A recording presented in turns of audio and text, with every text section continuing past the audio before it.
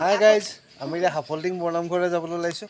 বলক আপোনালোককো ৰাস্তা ৰাস্তা অলপ অলপ দেখাই যাম, কোনফালে যায়, কেনেকৈ কি কৰে আমি দেখাম। বলক আমি চাকি দিবলৈ গৈ আছোঁ। আমি আহি আছোঁ, এই প্ৰথম গেটখন পাৰ হৈছোঁ এতিয়া। আহিছে আমি নামঘৰলৈ ওলাই আহিছোঁ। ৰাইজে আহি আছে, সোমাই আহি আছোঁ। বলক আমাৰ লগতে গৈ থাকক।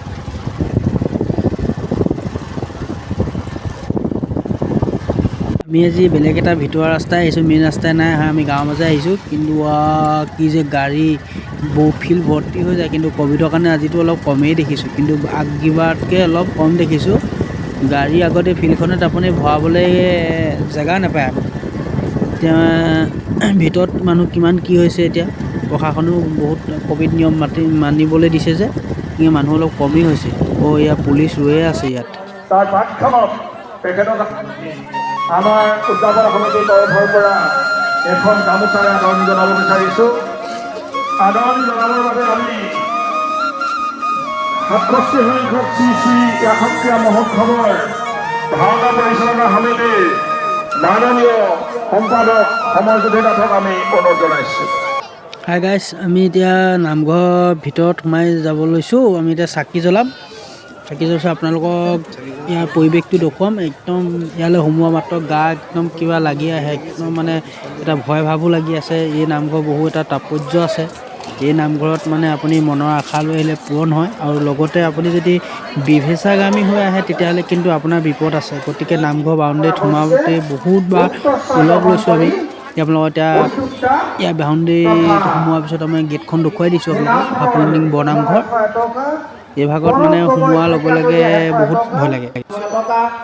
প্ৰভাত চন্দ্ৰ ৰাজগুৰু 2 নং দৰবাখৰ 1000 টকা, আমি উদযাপন সমিতিয়ে অংশুমান দত্ত মানগাঁও 100 টকা, হেমন্ত দত্ত মানগাঁও 100 টকা, নিৰঞ্জন বৰা হাতীগুলি 51 টকা, নিকিতা হাজৰিকা আৰু নিকিতা হাজৰিকা 2 নং দৰবাখৰ 101 টকা, 101 টকা, পুতুল বৰা আমাৰ 11 টকা, সকলো ৰাইজক মাতিছোঁ, আহিব।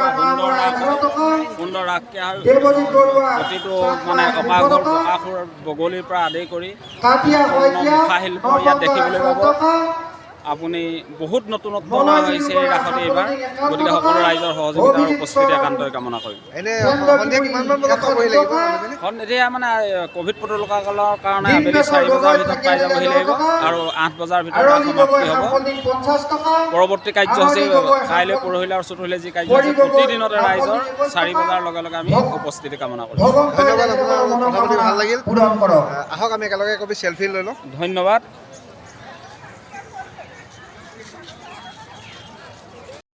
লগ পাই ভাল লাগিলে, বহুতখিনি কথা শিকিলোঁ, আৰু এতিয়া মানুহখিনিও এইটো গম পালেই।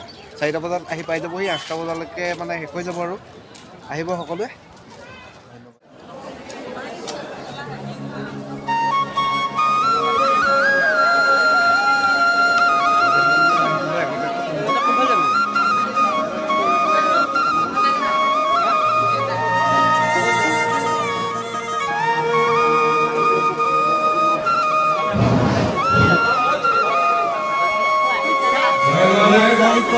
আমাৰ শিৰোমণিও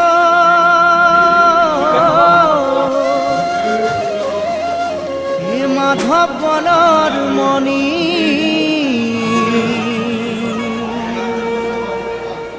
দুয়োজনা গুৰুৰে বাণী, হৰি নামৰ ধ্বনি, ভক্তি ৰসে বোৱাই দিলে, নাম অমৃতৰ নদী।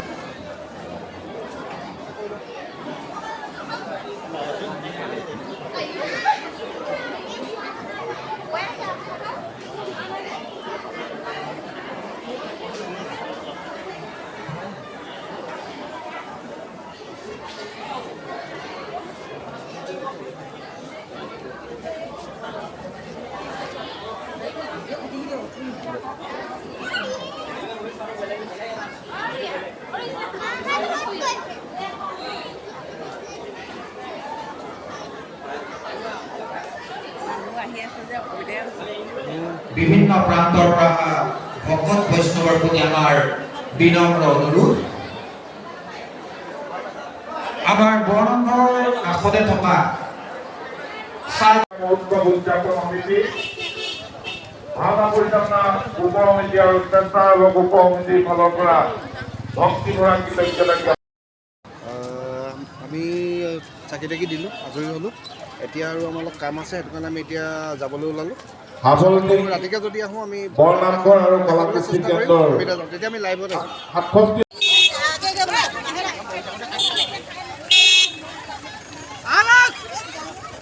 67